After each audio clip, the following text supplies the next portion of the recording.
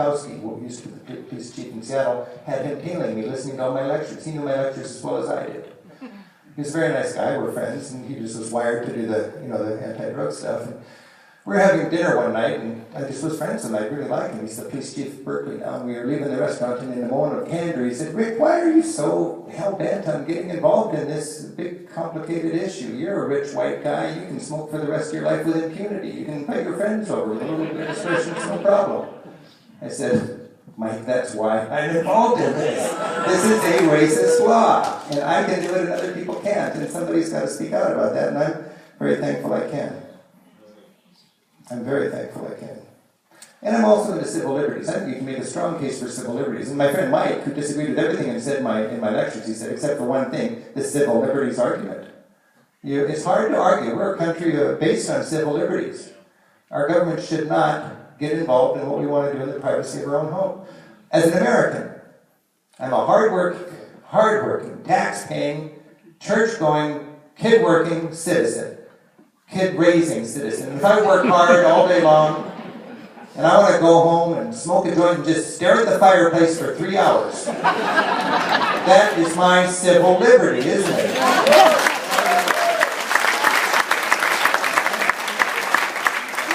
Okay, so I think we're due here in Oregon, and I've got a few minutes for a Q&A, and then we'll just wrap things up. A question or comment? Yeah. I'd like to see kids involved in gun control. Gun control, yeah. That's a tough one. It's really interesting for me to wade into some of these issues, and I'm really enjoying drug policy discussion because I can bring a European perspective. Gun control is an interesting one also, but I'm biting off a lot with the Holy Land and marijuana. Yeah. First a comment, there was only 2,500 people lost in 9/11, not 3,000. 2,500, thank you, yeah. Anyways, the one thing I'm wondering about Europe is that as far as marijuana goes, is not counting the liberal northern Nordic part of it, how do they deal with the fact that you might get stung in a what do you call it, UA?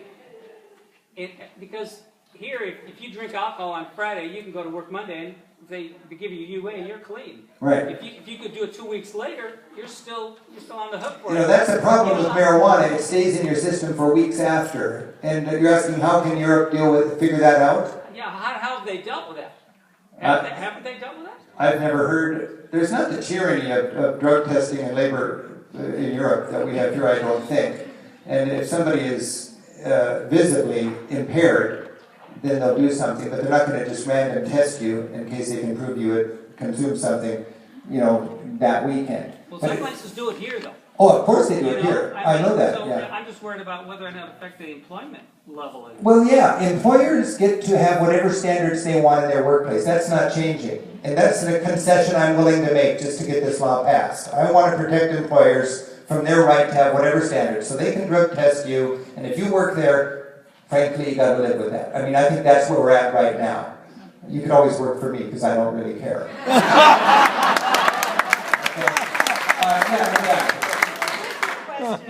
Do you plan to travel to any other states that have pending measures? And what is your recommendation for medical marijuana patients traveling with marijuana?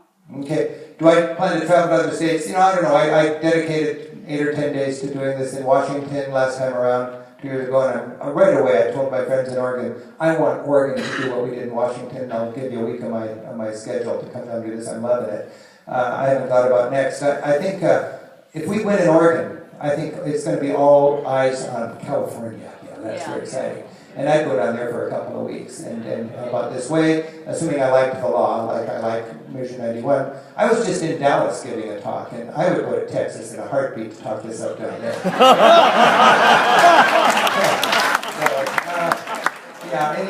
You had another part of your question? Yes, my other question was... Oh, the medical marijuana.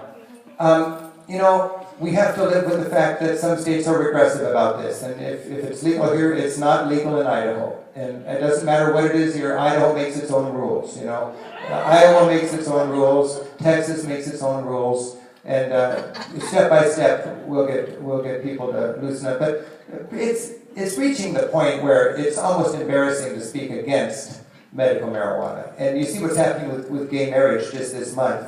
There's that kind of unraveling of this regressive, old-fashioned, fear-mongering thinking. And as more people realize there's no reason to fear it. See, again, it's fear.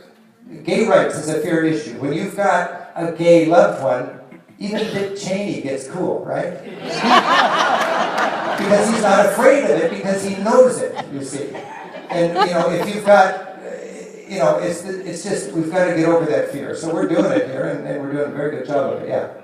I read a guest opinion from someone that, I don't know who he represented, but he talked about the big marijuana versus big tobacco, and how this might eventually, if it's legalized nationwide, be controlled centrally by a nationwide lobby, Yeah. And that sort of thing. So what's your opinion? Well, that's a concern of mine also, and I'm worried that people tell me this is America. You got to have free enterprise, and free enterprise means Joe Camel, and we need to have strict laws that protect young people from getting dazzled by marijuana ads. Edibles cannot be a certain color. They've got to be in child-proof, tamper-proof packages, and they've got to be labeled. You can't have a lollipop that isn't edible, you see. That's just a new law in Colorado. I believe their legislator tweaked it. And that's the good thing about these laws, is they don't need to be perfect. They just need to win. And then the legislature can fine-tune it, and that's what I like about our system.